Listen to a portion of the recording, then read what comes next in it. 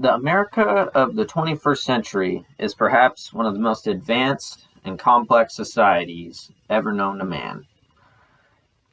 The advanced technology, industry, consumerist economy, and all the wealth that has been developed over centuries of human and national progress all go into what we consider being American. Our very freedoms, liberties, and democracy all are products of the modern age in which we live. Being born in the 21st century, we all have the luxury of not having to go through the process of modernization. We did not toil in the factories of the Industrial Revolution, nor the fields of the Agricultural Revolution. But this brings the question, how do we understand the modern world if we were born into it?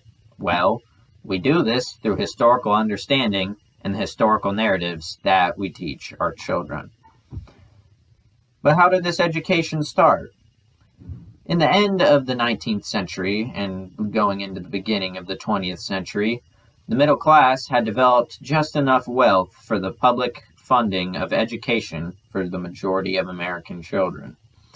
Mass education, primary school, and high schools became normalized all across communities all around the country.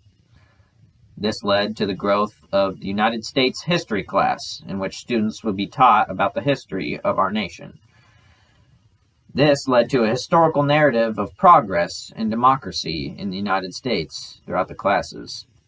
This curriculum can be presented in the framing of our independence war against Britain, the fight against oppression in the Civil War, the fight against fascism, Nazism, and the fight to end the Holocaust during the Second World War, and the Cold War with the Soviet Union. But this begs the question, where does the First World War fit into all of this? Oftentimes it's not mentioned in history class, and this is to the detriment of all of our students. The United States' involvement in the First World War must be taught in far greater detail than it is taught to American students currently. So what's the problem? We learned plenty about World War II. Why not World War I? Well, the classroom tends to gloss over World War I, despite its importance for other nations. World War I was an awakening move for the United States. It was one of many European interventions that the United States would engage in. Other nations refer to this war as the Great War, or the war to end all wars. It acted as a forging or breaking point for many foreign national cultures. So why not in the U.S.?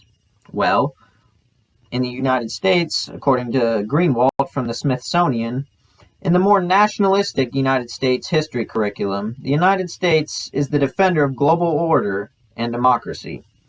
In the world history context, the United States is mentioned hardly at all, and impersonal global forces take center stage when discussing World War I.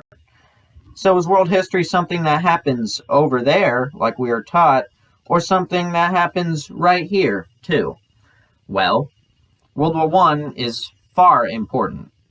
It was the first major industrialized war, and it brought the United States war economy to a head and created the military-industrial complex.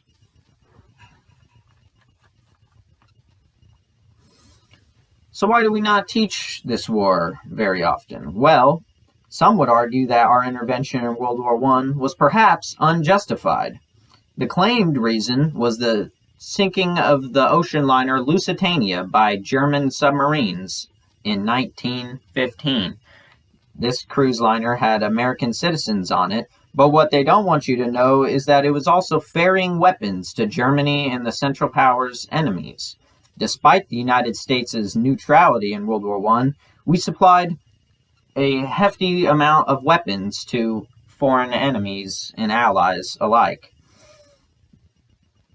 According to Brammer of the Library of Congress, the Lusitania's cargo hold contained approximately 173 tons of ammunition and shells, a cargo which Germany felt justified the attack on the ship.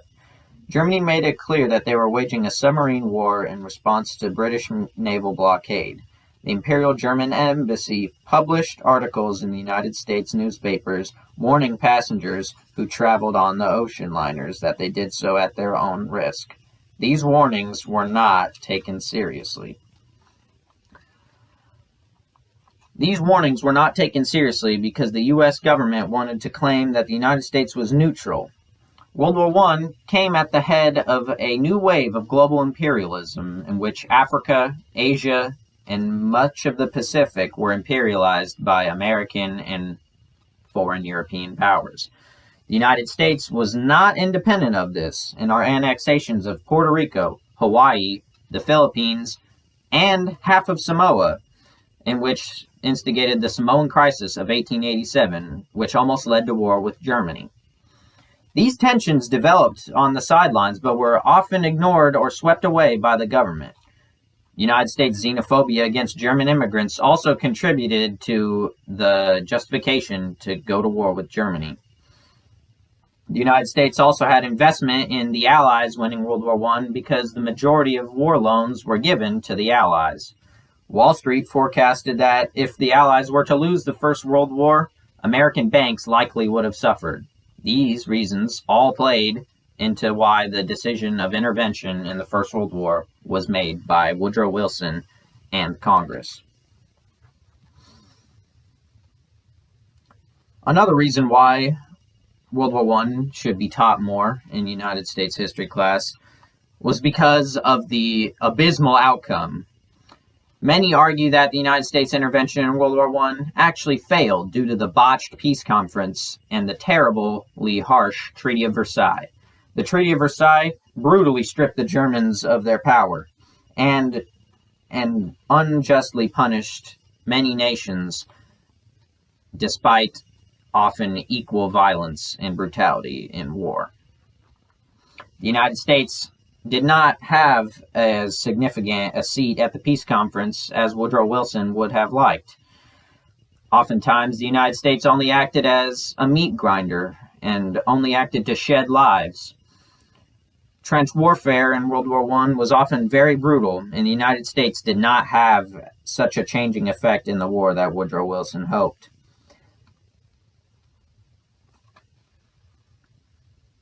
According to Powell, he assumed he would be able to control what his allies did, but he couldn't, and they hijacked the post-war negotiations. French Prime Minister Georges Clemenceau was determined to avenge Germany's humiliating defeat of France in 1870, a war that France had actually started. World War I took place on French soil, and the French suffered some 6 million casualties. He made sure the Versailles Treaty obligated Germany to pay huge reparations and surrender a long list of assets. These aspects were aspects that Woodrow Wilson did not consider going into World War I. His 14 points, which were supposed to make the world safe for democracy, in fact only made the world safe for American interventionism. World War I was a futile attempt to impose American life on those who did not wish to accept it. United States concepts of democracy and freedom often ignore the cultural differences between international bodies. I believe the United States intervention in World War I has been cut out of United States history class due to the lack of a satisfying historical narrative for the United States. Despite often what we're taught, the United States was simply an equal global actor in World War I and contributed to the senseless violence. There was very often not clear black and white lines during the First World War, and the United States was certainly not an exception. I believe we must end this miseducation, and the United States must examine its role in World War I as the beginning of the United States foreign wars. Many interventions in the Middle East, Iraq, Afghanistan, Asia, Vietnam, all these stemmed from the principle that Woodrow Wilson started with the intervention in World War I. The United States simply was not always a global protector of freedom and democracy, and in fact only contributed to severe global imperialism. This is why the United States' involvement in the First World War must be taught in far greater detail to American students than what it is currently.